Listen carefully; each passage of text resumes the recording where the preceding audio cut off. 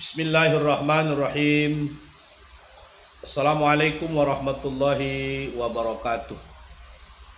Alhamdulillah, kita bersyukur kepada Allah Subhanahu wa taala atas karunia dan nikmatnya bagi kita semua. Seterusnya salawat dan salam kita hadiahkan kepada baginda Rasulullah sallallahu alaihi wasallam. Mudah-mudahan insyaallah kita semua mendapatkan syafaat di hari kemudian kelak nanti. Saudara-saudaraku, adapun pada kesempatan Jumat ini kita akan kembali untuk memahami daripada hadis arba'in. Yaitu pada kesempatan ini kita akan mengkaji tentang hadis yang pertama, An Amiril Mu'minina Abi Hafsin Umar bin Al-Khattab radhiyallahu anhu qala, dari Amirul Mukminin Abu Hafs Umar bin Khattab, semoga Allah meridhai atasnya, berkata ia, sami'tu Rasulullah, mendengar aku akan Rasulullah sallallahu alaihi wasallam, yaqulu, berkata ia, innamal a'malu binniyat, semua amal perbuatan tergantung kepada niatnya. Wa innamal likulli imri'in ma nawa, dan setiap orang akan mendapatkan sesuai apa yang ia niatkan. Wa man kanat hijratuhu ila Allahi wa rasulih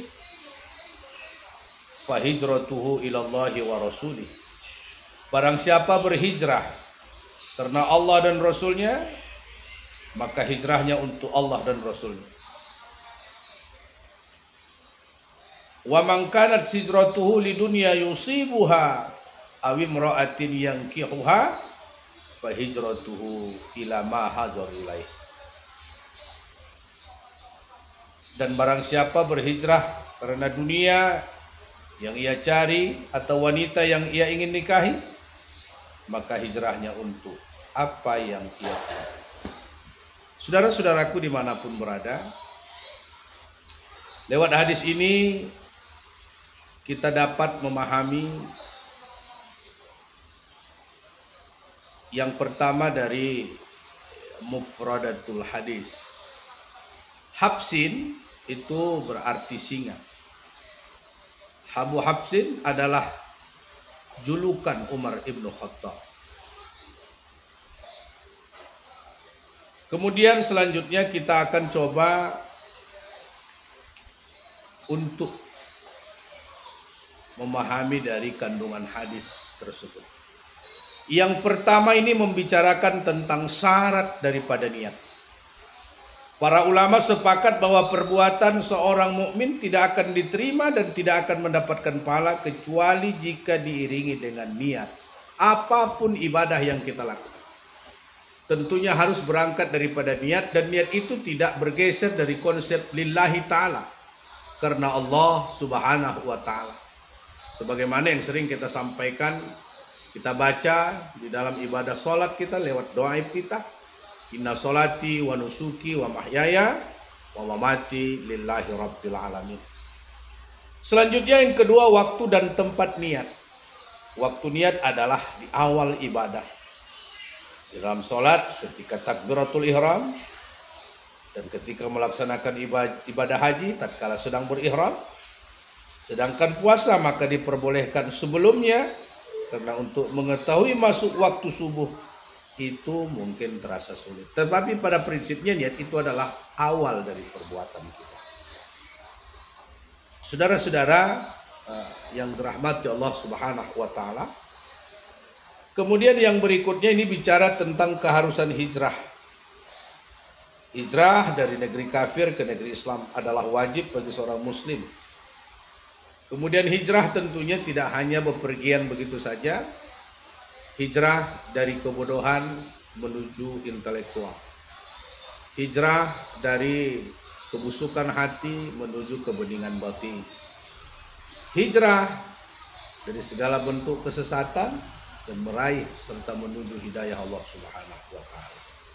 Karena dengan hijrah inilah seseorang akan menemukan daripada nilai-nilai kebaikan, karena sesungguhnya dengan hijrah ini pula lah mendorong seseorang untuk dapat ikhlas dalam kehidupan. Karena hidup ini adalah merupakan rihlah, hidup ini adalah merupakan perjalanan. Dan dalam perjalanan itu tentunya akan menuai berbagai macam pengalaman untuk kita jadikan sebuah renungan. Mudah-mudahan kita senantiasa mendapatkan perlindungan Allah Subhanahu wa taala, agar kiranya kita mendapatkan nilai-nilai kebaikan dan semangat untuk terus menggapai keridhaan Allah Subhanahu wa taala, semangat untuk mendapatkan hidayah Allah Subhanahu wa taala, semangat untuk terus melakukan kebajikan di permukaan dunia yang fana ini, tentunya untuk kita jadikan sebagai bekal akhirat dalam kehidupan. Tentunya mari kita berserah diri kepada Allah Subhanahu wa taala, agar Allah senantiasa memberikan kita bimbingan lewat hidayah dan menghiasi kita dengan ilmu dan rahmat.